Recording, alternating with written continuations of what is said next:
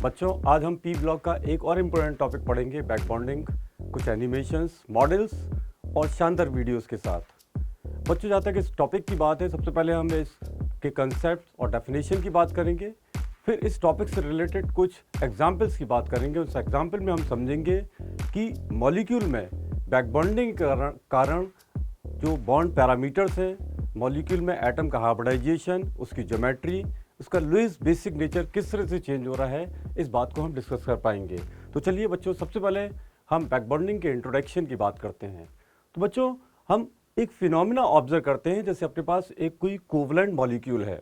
Covalent molecule मतलब यहाँ पर ए बी मॉलिक्यूल है और ए एंड बी के बीच में पहले से ही कोवलेंट बॉन्ड है।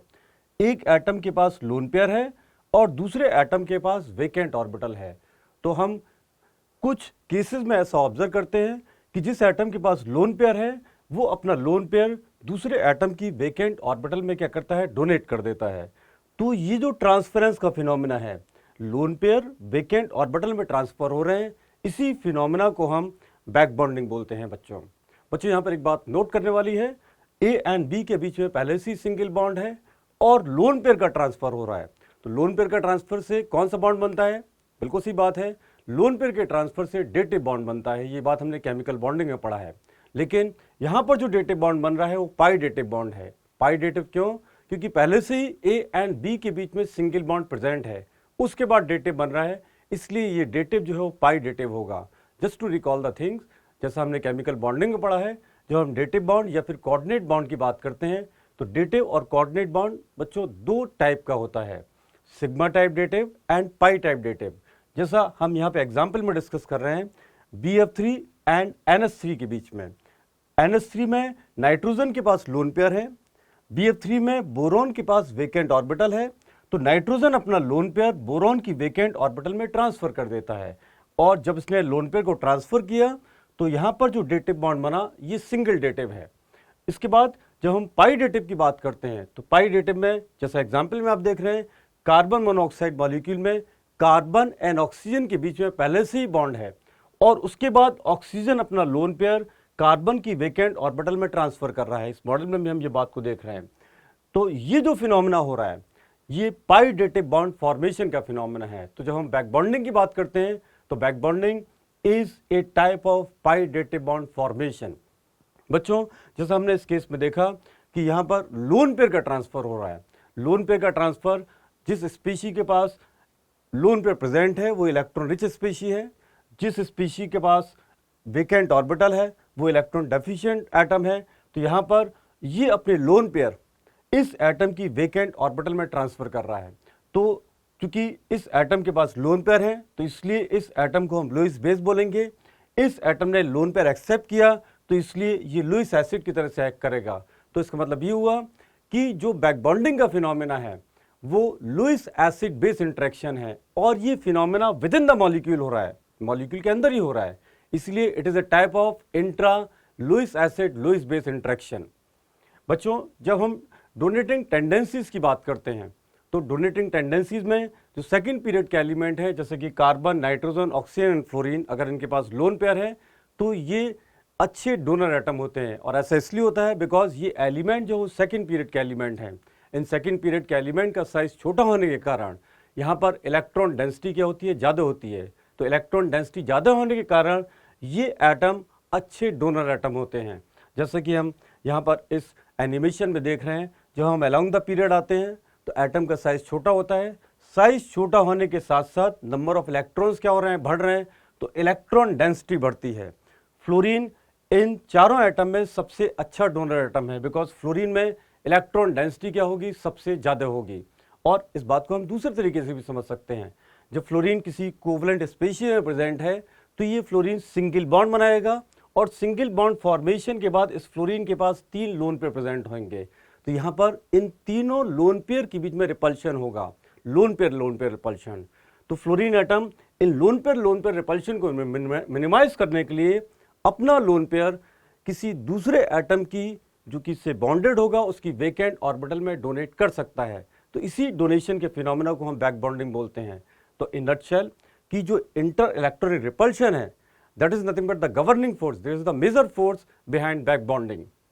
बच्चों, आगे हम बढ़ते हैं, यहाँ पर हम कंडीशंस ऑफ बैक बॉन्डिंग की बात करते हैं। कंडीशंस ऑफ बैक बॉन्डिंग बहुत इंपॉर्टेंट बात है, क्योंकि इन कंडीशंस को पढ़ने के बाद, समझने के बाद हम जस्टिफाई कर पाएंगे कि किस मॉलिक्यूल में बैक बॉन्डिंग का फिनोमेना होगा, किस में नहीं होगा। तो सबसे पहली कंडीशन जैसा हमने डिस्कस किया था कि स्पीशीज शुड बी कोवलेंट, मतलब एटम के बीच में कोवलेंट बॉन्ड पहले से ही प्रेजेंट हो, और उसके बाद एक स्पीशी के पास लोन पेयर हो, दूसरे एटम के पास वेकेंट ऑर्बिटल हो, और सबसे इंपॉर्टेंट कंडीशन कि एक एटम या तो डोनर या फिर acceptor should belongs to second period, और एक एटम अगर सेकंड पीरियड का है तो जो दूसरा एटम है वो सेकंड या थर्ड पीरियड का हो। तो हम ऐसा ऑब्जर्व करते हैं कि जो बैक बॉन्डिंग का फिनोमेना होता है वो इफेक्टिव होता है। और इफेक्टिव क्यों होता है? बिकॉज हमको पता है जैसे जैसे एन की वैल्यू बढ़ती है एक्सटेंट ऑफ ओवरलैपिंग वीक होती है, तो इसीलिए एक एटम सेकंड पीरियड का हो और दूसरा एटम सेकंड या थर्ड पीरियड का हो तो बैक बॉन्डिंग का फिनोमेना इफेक्टिव होता है। बच्चों moving to the next slide, हम बात करते हैं टाइप्स ऑफ बैक बॉन्ड की, कि बैक बॉन्ड कितने टाइप के होते हैं। बच्चों बैक बॉन्डिंग में जैसा आप देख रहे हैं कि एक बैक बॉन्ड पी पाई बैक बॉन्ड होता है। यहाँ पर एग्जाम्पल जैसे कि BF3 मॉलिक्यूल हम डिस्कस करते हैं। सबसे पहली बात कि BF3 मॉलिक्यूल कोवलेंट स्पीशीज है कि नहीं। बोरॉन एंड फ्लोरीन के बीच में कोवलेंट बॉन्ड है, एक एटम के पास लोन पेयर है, दूसरे एटम के पास वेकेंट ऑर्बिटल है, और यहाँ पर ये दोनों ही सेकंड पीरियड को बिलोंग करते हैं। तो इसका मतलब इस स्पीशी में बैक बॉन्डिंग हो जाएगी। और इस बैक बॉन्डिंग के फिनोमेना में होता क्या है कि फ्लोरीन अपना लोन पेयर बोरोन की वेकेंट ऑर्बिटल में ट्रांसफर कर देता है।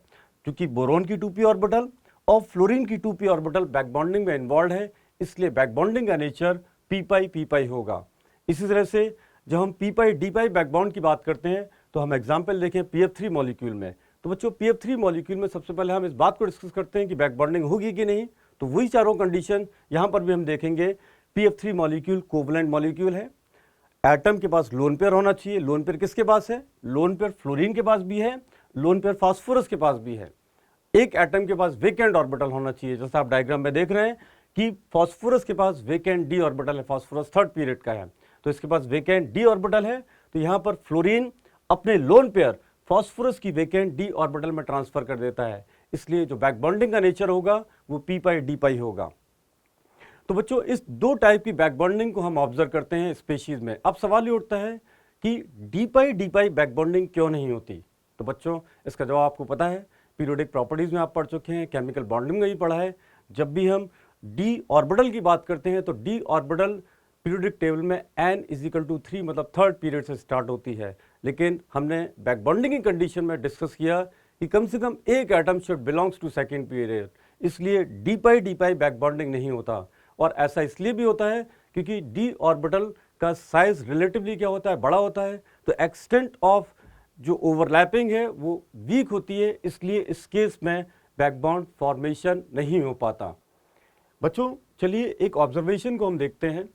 ऑब्जर्वेशन ये है कि trimethyl amine N-amine3 is pyramidal, जबकि ट्राईसिलाइल एमीन प्लेनर है। ट्राईमिथाइल एमीन NC3 यूनिट के रेस्पेक्ट में पिरामिडल है, जबकि ट्राईसिलाइल एमीन NSI3 यूनिट के रेस्पेक्ट में प्लेनर है। ये ऑब्जर्वेशन है और ऐसा क्यों होता है इस बात को हम डिस्कस करते हैं। सबसे पहले हम ट्राईमिथाइल एमीन को डिस्कस करते हैं। बच्चों सबसे पहले हम ये देखते हैं कि ट्राईमिथाइल एमीन में बैक बॉन्डिंग का फिनोमेना हो सकता है कि नहीं। तो वही चार कंडीशन हम यहाँ पे चेक करेंगे। यहाँ पे कोवलेंट बॉन्ड है, एक एटम के पास लोन पेयर है, लेकिन पड़ोसी एटम जो कि कार्बन है इसके पास वेकेंट ऑर्बिटल नहीं है। इसका मतलब ये हुआ कि इस स्पीशी में बैक बॉन्डिंग नहीं होगा। और जब यहाँ पे बैक बॉन्डिंग नहीं है तो नाइट्रोजन के पास यहाँ पर 3 बॉन्ड पेयर और एक लोन पेयर है, इसलिए नाइट्रोजन का हाइब्रिडाइजेशन इस मॉलिक्यूल में sp3 होगा। और नाइट्रोजन के रेस्पेक्ट में जब हम ज्योमेट्री की बात करेंगे तो ये पिरामिडल होगी। तो बच्चों इस स्पीशी में बैक बॉन्डिंग नहीं हुआ। चलिए हम ट्राईसिलाइल एमीन को ऑब्जर्व करते हैं। तो ट्राईसिलाइल एमीन में मॉलिक्यूल का स्ट्रक्चर आप देख रहे हैं बच्चे। ये मॉलिक्यूल जो आपको पिरामिडल लग रहा है, नाइट्रोजन के पास लोन पेयर है और नाइट्रोजन एंड सिलिकॉन के बीच में कोवलेंट बॉन्ड प्रेजेंट है। इसका मतलब ये हुआ कि एक एटम के पास लोन पेयर है, सिलिकॉन के पास वेकेंट डी ऑर्बिटल प्रेजेंट होती है। तो सिलिकॉन के पास डी ऑर्बिटल भी है और नाइट्रोजन जो सेकंड पीरियड को बिलोंग करता है। इसका मतलब चारों कंडीशन जो सेटिस्फाई हो रही है। तो नाइट्रोजन अपना लोन पेयर सिलिकॉन की वेकेंट डी ऑर्बिटल में डोनेट कर सकता है। लेकिन बच्चों यहाँ पर इस मॉडल में हम एक बात ऑब्जर्व कर रहे हैं कि नाइट्रोजन का जो लोन पेयर है वो p ऑर्बिटल में प्रेजेंट है। लेकिन हमें पता है कि हमने तो ये पढ़ा है कि नाइट्रोजन के जब हम इलेक्ट्रॉनिक कन्फिगरेशन को देखते हैं तो नाइट्रोजन का लोन पेयर यहाँ पे हमको पी ऑर्बिटल में दिखाई नहीं दे रहा। तो इसका मतलब ये हुआ कि इस मॉलिक्यूल की फॉर्मेशन में नाइट्रोजन के साथ कुछ फिनोमिना हो रहा है, और वो फिनोमिना क्या है कि ये जो इलेक्ट्रॉन है एस इलेक्ट्रॉन एक्साइट होकर पी में चला जाता है, और पी में यहाँ पर आप एक पेयर्ड सिस्टम देख रहे हैं जो कि एक्साइटेशन के बाद है। ग्राउंड स्टेट कन्फिगरेशन है नाइट्रोजन का, ये नाइट्रोजन का एक्साइटेड स्टेट कन्फिगरेशन है। ये जो लोन पेयर है पेयर्ड सिस्टम, यही लोन पेयर बैकबॉन्ड फॉर्मेशन में पार्टिसिपेट करता है, और ये सिलिकॉन की वेकेंट डी ऑर्बिटल में डीलोकलाइज हो जाता है, और डीलोकलाइजेशन का एक्सटेंट बहुत ज़्यादा है। ये लोन पेयर हाइब्रिडाइजेशन के लिए अवेलेबल नहीं है, इसलिए इस मॉलिक्यूल में नाइट्रोजन का हाइब्रिडाइजेशन sp2 होता है, एक s ऑर्बिटल और दो p ऑर्बिटल आपस में इंटरमिक्स होकर sp2 हाइब्रिड ऑर्बिटल बनाती हैं। इसलिए यहाँ पे नाइट्रोजन का हाइब्रिडाइजेशन sp2 हो जाता है, और ये मॉलिक्यूल नाइट्रोजन के रेस्पेक्ट में प्लेनर हो जाता है बच्चों। तो चलिए इस मॉलिक्यूल में ये जो डीलोकलाइजेशन का फिनोमेना है लोन पेयर का, वो इस मॉडल से हम देखते हैं। नाइट्रोजन अपना लोन पेयर सिलिकॉन की वेकेंट डी ऑर्बिटल में डीलोकलाइज कर रहा है। इसी तरह से ये अपना लोन पेयर दूसरे सिलिकॉन एटम को भी देता है बच्चों। इसी तरह से ये नाइट्रोजन सिलिकॉन एटम नंबर 3 की डी ऑर्बिटल में भी अपना लोन पेयर ट्रांसफर कर रहा है। तो ये जो लोन पेयर का ट्रांसफर हो रहा है तीनों सिलिकॉन के साथ, तो हम जानते हैं इस फिनोमेना को हम बोलते हैं रेजोनेंस, और इस रेजोनेंस के कारण 3 रेजोनेटिंग स्ट्रक्चर बनेंगे। और बच्चों उन तीनों रेजोनेटिंग स्ट्रक्चर का जो एवरेज स्ट्रक्चर होगा उस स्ट्रक्चर को हम रेजोनेंस हाइब्रिड बोलते हैं, और ये रेजोनेंस हाइब्रिड ही रियल स्ट्रक्चर होता है।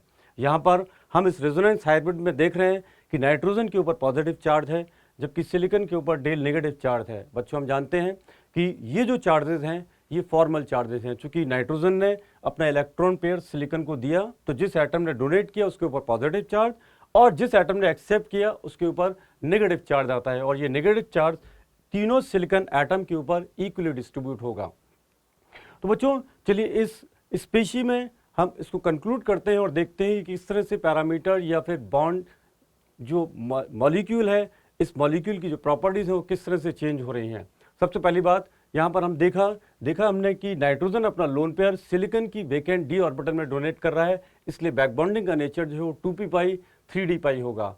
और इस बैक बॉन्डिंग के कारण जो नाइट्रोजन सिलिकॉन बॉन्ड लेंथ है, जो कि बॉन्ड में पार्शियल डबल बॉन्ड कैरेक्टरिस्टिक आ गया, इसलिए बॉन्ड लेंथ डिक्रीज करेगी, और बॉन्ड में पार्शियल डबल बॉन्ड कैरेक्टरिस्टिक आ गया तो बॉन्ड पे रिपल्शन बढ़ेगा। बॉन्ड पे रिपल्शन बढ़ने के कारण जो एंगल है सिलिकॉन नाइट्रोजन सिलिकॉन इंक्रीज करेगा बच्चों।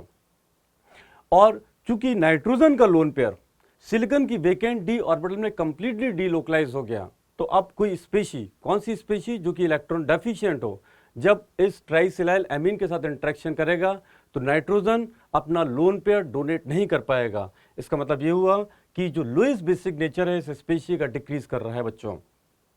यहाँ पर हमने ये ऑब्जर्व किया कि जो बैकबॉन्डिंग का डायरेक्शन है वो नाइट्रोजन एटम से सिलिकॉन एटम की तरफ है बच्चों, और इस मॉलिक्यूल में बैकबॉन्डिंग के कारण नाइट्रोजन का हाइब्रिडाइजेशन जो sp3 से sp2 हो गया, और ये मॉलिक्यूल नाइट्रोजन के रेस्पेक्ट में प्लेनर हो गया, जैसा हमने वीडियो में देखा था। तो बच्चों बहुत सारी बातें हमने डिस्कस की, कंसेप्ट डिस्कस किया, और हमने ट्राइसिलाइल एमीन में क्या क्या फिनोमेनाज हो रहे हैं, क्या क्या चेंजेस हो रहे हैं, इस बात को डिस्कस किया। चलिए इस बात को हम एक एग्जाम्पल में भी डिस्कस करते हैं। एग्जाम्पल है कि maximum number of atoms in a plane in trisilyl amine, ये एक इंटीजर टाइप क्वेश्चन है। तो बच्चों इस तरह के क्वेश्चंस को करने के लिए विजुलाइजेशन बहुत जरूरी है। तो ट्राइसिलाइल एमीन मॉलिक्यूल का स्ट्रक्चर ये बना हुआ है, इस स्ट्रक्चर को हम ध्यान से देखें।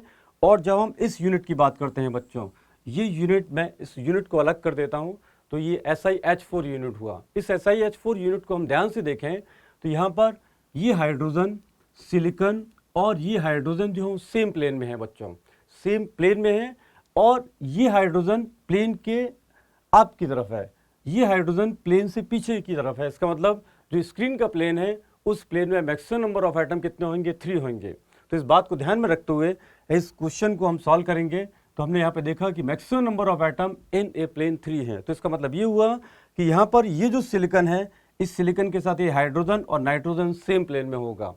इस SiS3 यूनिट में सिलिकॉन हाइड्रोजन नाइट्रोजन के साथ सेम प्लेन में है, तो 2 एटम यहाँ पर, 2 इधर और एक नाइट्रोजन। तो इसका मतलब ये हुआ टोटल नंबर ऑफ एटम जो सेम प्लेन में होंगे, जो स्क्रीन की प्लेन में होंगे, वो 7 होंगे।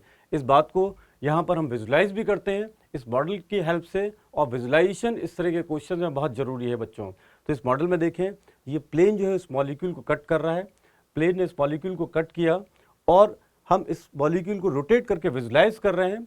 और जब इस मॉलिक्यूल ने इसको कट किया और थोड़ा सा हमने इसको 2 पार्ट में डिवाइड किया और टिल्ट किया, तो टिल्ट करने के बाद जो एटम इस प्लेन में आ रहे हैं उन एटम्स को हमने हैच कर दिया। तो हैचिंग वाले एटम हम काउंट करेंगे तो टोटल नंबर ऑफ एटम जो है वो 7 है। इसका मतलब maximum number of atom in a plane 7 आ रहा है बच्चों। इसके बाद एक क्वेश्चन और डिस्कस करते हैं बच्चों, यहाँ पर एक एग्जाम्पल और, कि which is more Lewis basic, trimethylamine and ट्राईसिलाइलएमीन।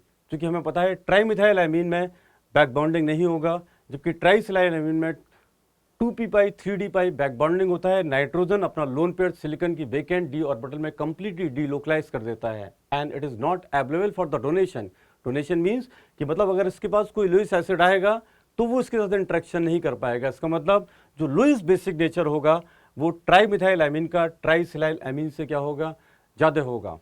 तो बच्चों यहाँ पर हमने डिस्कस किया बैक बॉन्डिंग से रिलेटेड कंसेप्ट। इन कंसेप्ट को आप रिवाइज करें, मॉडल्स को देखें, वीडियोस को देखें और इन कंसेप्ट को दोबारा से अच्छे से समझें। All the best and thank you.